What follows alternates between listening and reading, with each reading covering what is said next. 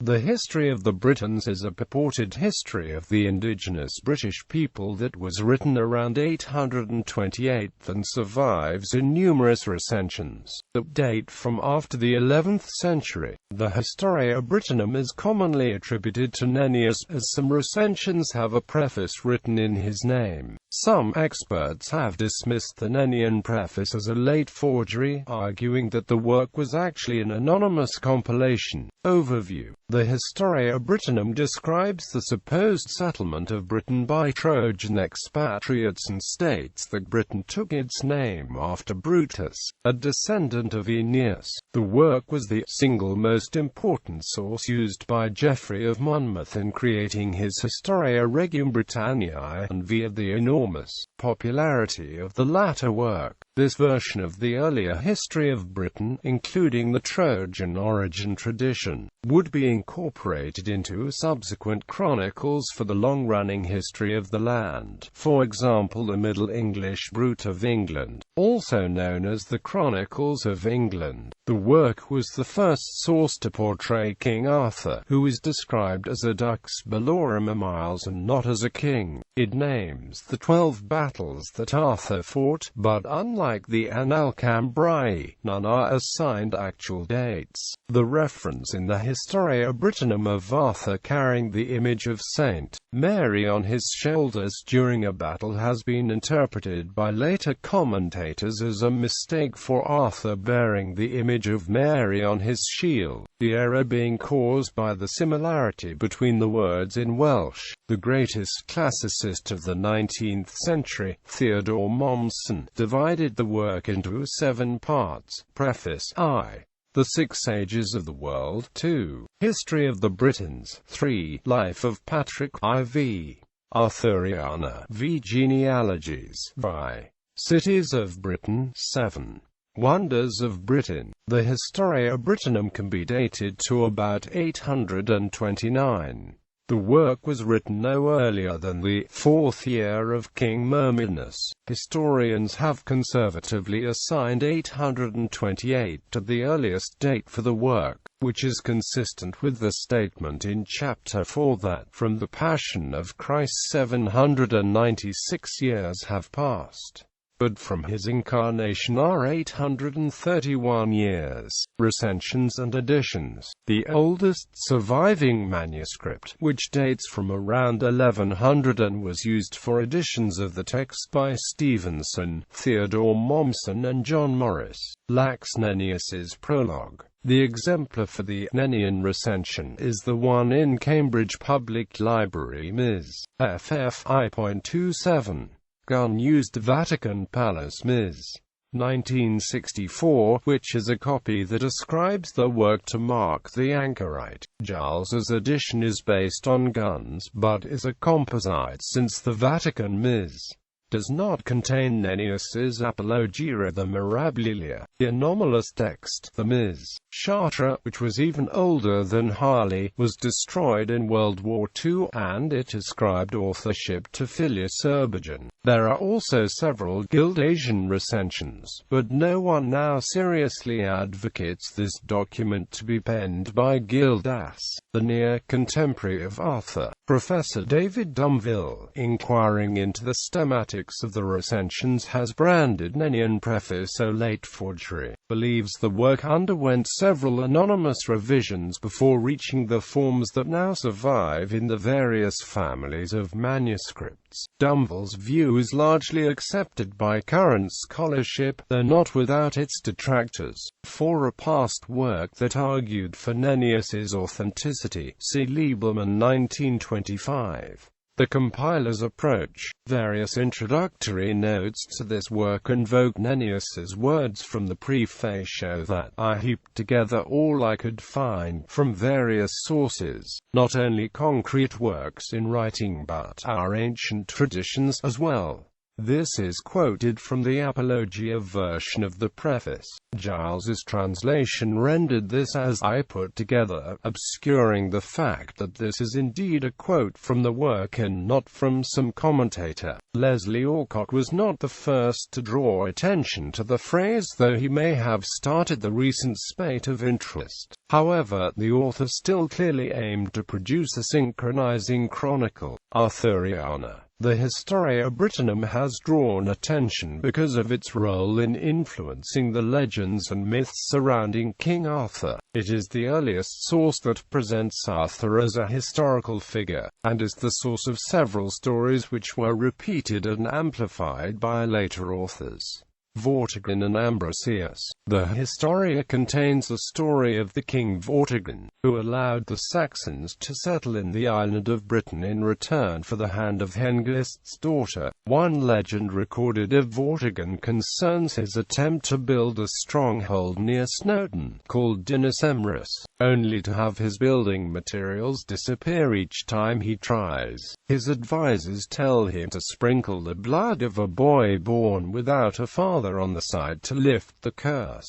Vortigern finds such a youth in Ambrosius, who rebukes the wise men and reveals that the cause of the disturbance is two serpents buried under the ground. The tower story is repeated and embellished by Geoffrey of Monmouth in his Historia Regum Britanniae, though he attributes it to Merlin, saying Ambrosius is the sage's alternative name. Geoffrey also includes Aurelius Ambrosius, another figure mentioned in the Historia, as a king in his own right, and also includes other characters such as Vortimer and Bishop Germanus of Auxerre. Arthur's battles. Chapter 56 discusses 12 battles fought and won by Arthur, here called Dux Bellorum rather than king. At the time, the Saxons grew strong by virtue of the large number and increased in power in Britain. Hengist having died, however, his son Octa crossed from the northern part of Britain to the kingdom of Kent, and from him are descended the kings of Kent. Then Arthur along with the kings of Britain fought against them in those days, but Arthur himself was the military commander. His first battle was at the mouth of the river which is called Glen. His second, third, fourth, and fifth battles were above another river which is called Dubglas and is in the region of Linwy. The sixth battle was above the river which is called Basses.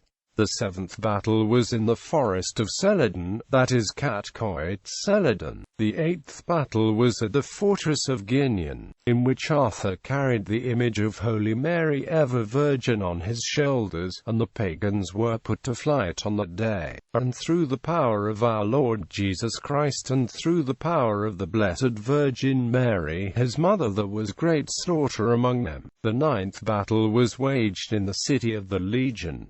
The 10th battle was waged on the banks of a river which is called Tribrute. The 11th battle was fought on the mountain which is called Agnet. The 12th battle was on Mount Badon, in which there fell in one day 960 men from one charge by Arthur, and no one struck them down except Arthur himself, and in all the wars he emerged as victor. And while they were being defeated in all the battles, they were seeking assistance from Germany, and the numbers were being augmented many times over without interruption. And they brought over kings from Germany that they might reign over them in Britain, right down to the time in which Ida reigned, who was son of Eoba. He was the first king in Bernicia, i.e. in Bernique. Most of these battle sites are obscure and cannot be identified. Some of the battles appear in other Welsh literature, though not all are connected explicitly with Arthur. Some scholars have proposed that the author took the list from a now lost Old Welsh poem which listed Arthur's 12 great victories,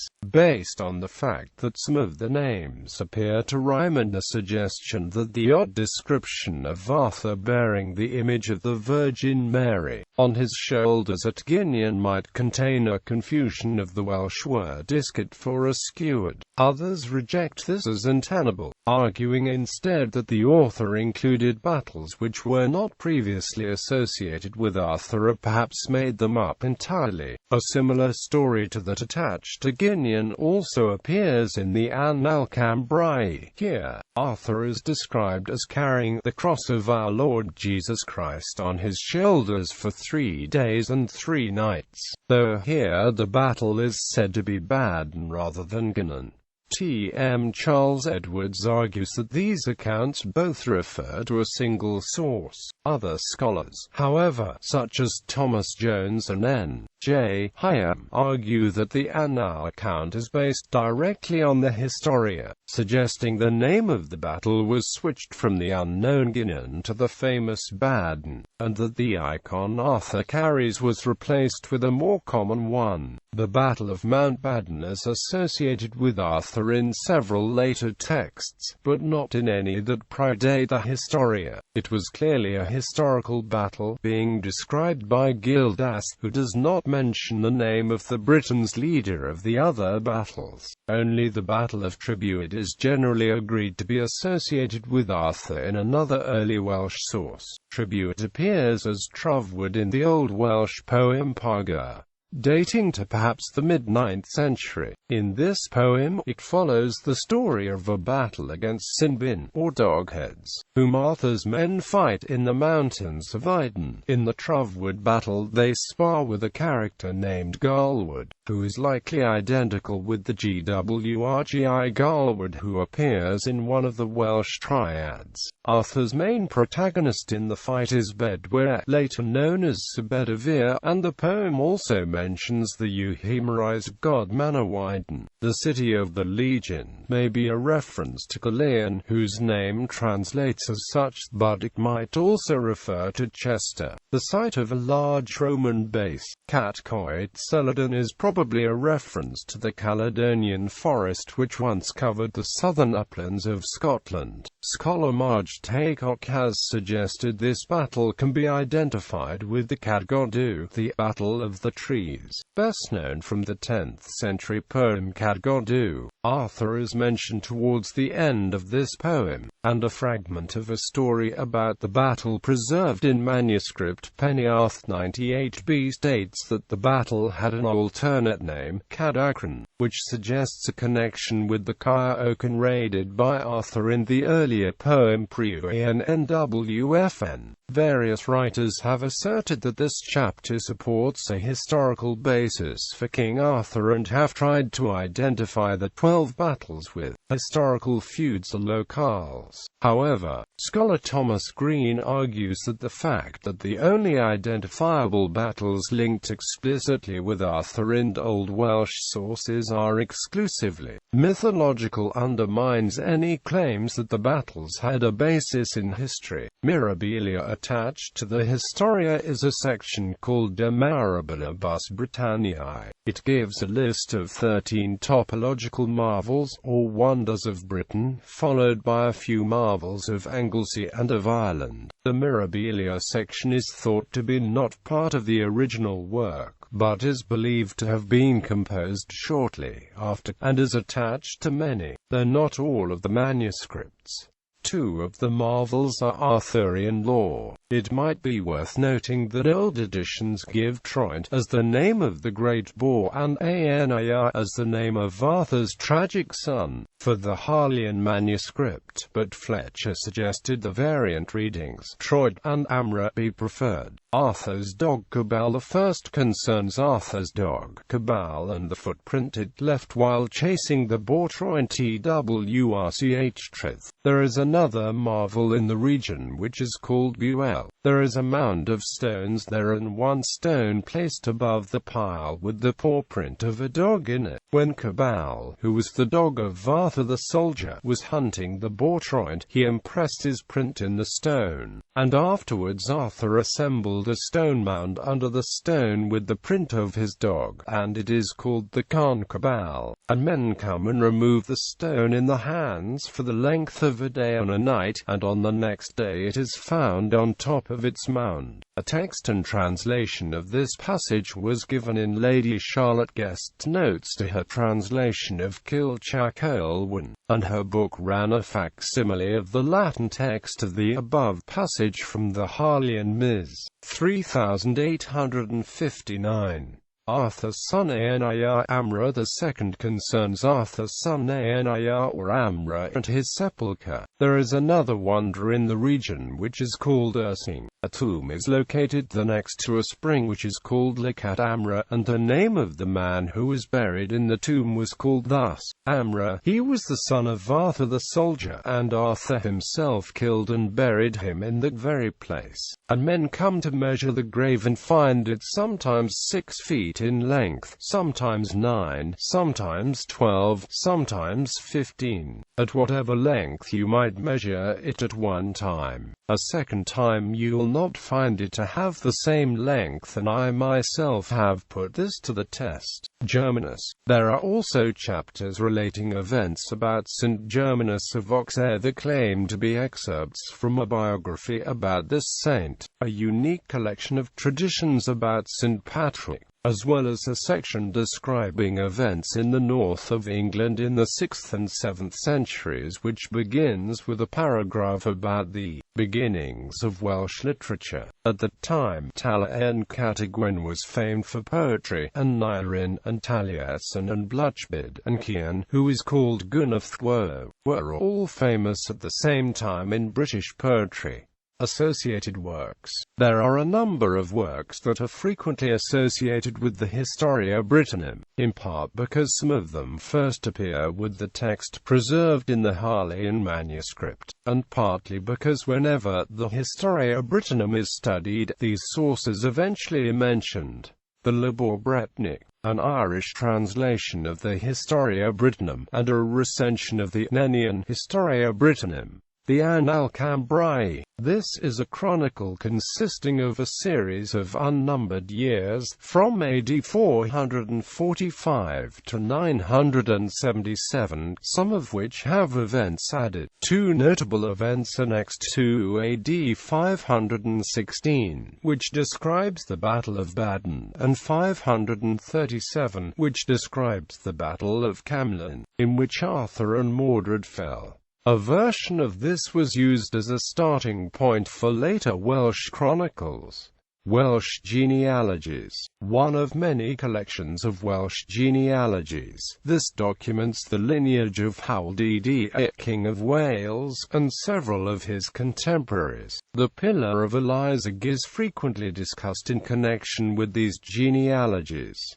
Anglo-Saxon genealogies. This is a version of a collection of the genealogies of 5 pre-Viking kingdoms: Bernicia, Kent, East Anglia, and Mercia, better known in its independent form.